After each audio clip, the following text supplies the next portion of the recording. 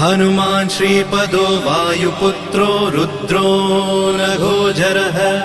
अमृत्यवीरवीरश्च